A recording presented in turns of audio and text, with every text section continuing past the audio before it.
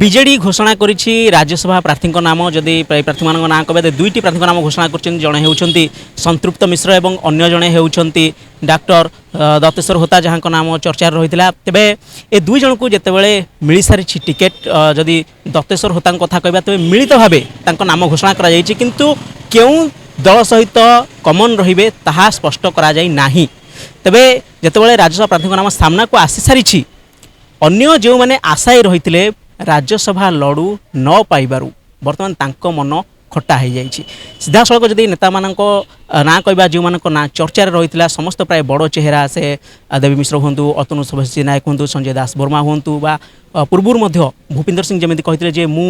जड़े श्रृंखलित कर्मी भाव सब कार्य करुच्ची तेणु एपरी बड़ बड़ चेहरा जो मान ना चर्चा होता संभाव्य राज्यसभा प्रार्थी बर्तमान राज्यसभा लड़ू न पाइबारु मन एक रकमर खट्टा हो जाइए कहले चले तेणु आगामी दिन में केमिति सुप्रीमो से मन